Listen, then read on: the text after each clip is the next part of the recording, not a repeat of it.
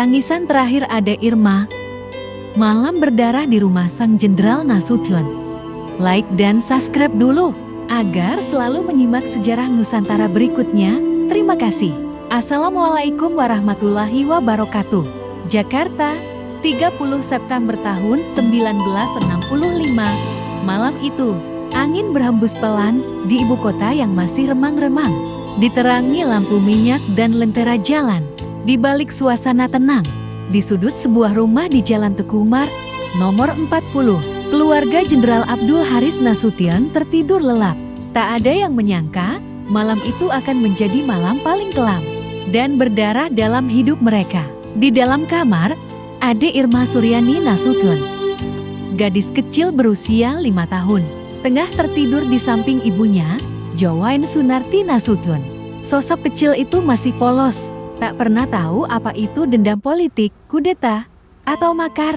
Baginya, malam itu hanyalah satu malam biasa, sebelum Asuk bermain dengan bonekanya. Tapi takdir berkata lain. Derap sepatu dan denting senjata. Pukul 4 dini hari, sekelompok pasukan Cakrabirawa bersenjata lengkap mengepung rumahnya. Wajah mereka tegang, tanpa belas kasihan. Nama-nama jenderal yang harus dihabisi telah dikantongi. Salah satu yang paling dicari adalah Jenderal Abdul Haris Nasution, pejuang veteran, otak gerilya Indonesia, sekaligus musuh utama kelompok ini. Mereka mendobrak pagar, menyusup ke halaman, lalu menendang pintu rumah dengan kasar. Tembakan dilepaskan ke udara. Letnan Pierre Tenden, ajudan muda Nasution, segera keluar kamar. Dalam kondisi setengah sadar, peluru meletup, kaca jendela pecah. Sunarti terbangun. Ade Irma yang masih terlelap, terkejut mendengar letusan senjata. Ia menangis ketakutan. "Mama, Mama, ada apa, Ma?" Jeritanya lirih, penuh ketakutan. Sunarti memeluk erat putri bungsunya itu. Derap sepatu menghantam lantai kayu. Tentara bersenjata mendobrak masuk ke dalam kamar.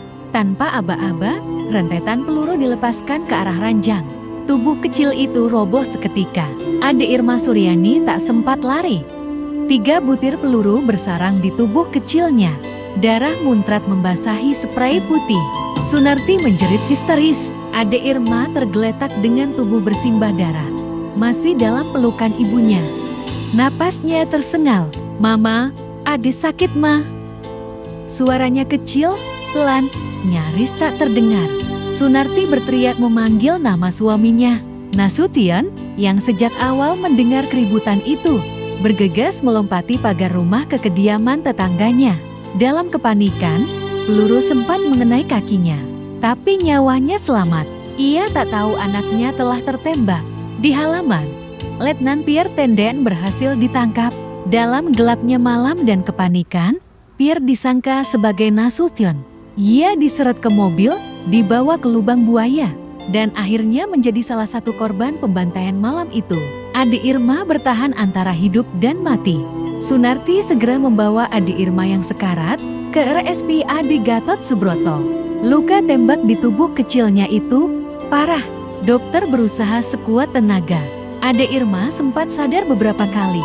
Di salah satu kesempatan, ia memanggil pelan, "Papa, Ade mau papa."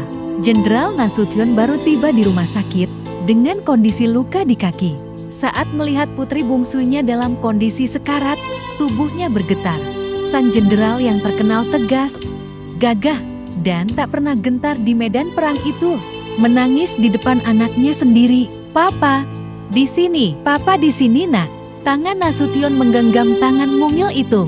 Ade Irma hanya bisa menatap lemah. Pelan, air mata jatuh di pipinya. Ia sempat meminta susu kesukaannya, tapi dokter tahu tubuh kecil itu sudah tak sanggup mencerna apapun. Hari ketiga, Ade Irma menghembuskan nafas terakhirnya. Selama 3 hari, Ade Irma bertahan di ujung hidupnya. Setiap malam, Nasution dan Sunarti menunggui putri bungsunya. Di saat-saat terakhirnya, Ade Irma sempat berbisik, "Mama, Papa, Ade ngantuk." Tangannya mengejang lemah. Tubuh mungil itu menghembuskan nafas terakhirnya di pelukan ibunya. Tanggal 3 Oktober tahun 1965, jam 5:30 WIB. Ade Irma Suryani dinyatakan wafat. Tangis Sunarti pecah.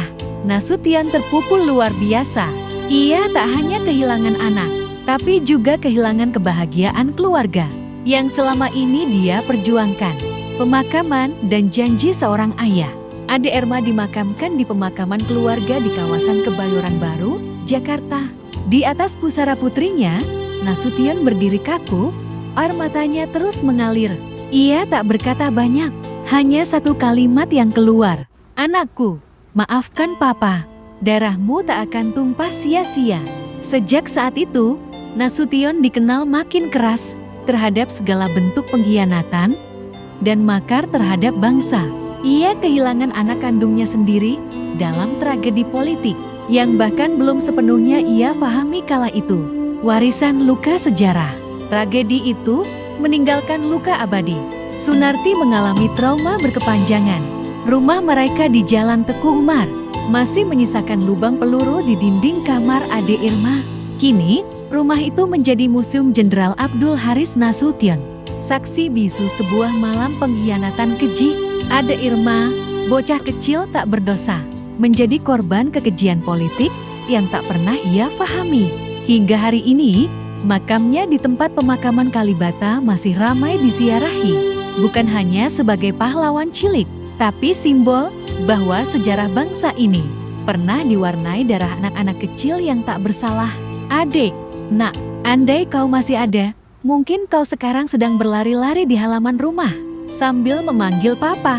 Tapi takdir berkata lain.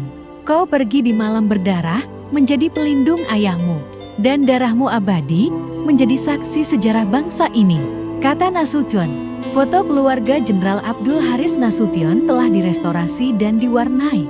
Sumber pertama Abdul Haris Nasution memenuhi panggilan tugas ke 1985. Kedua Museum Jenderal Besar Abdul Haris Nasution, Jakarta.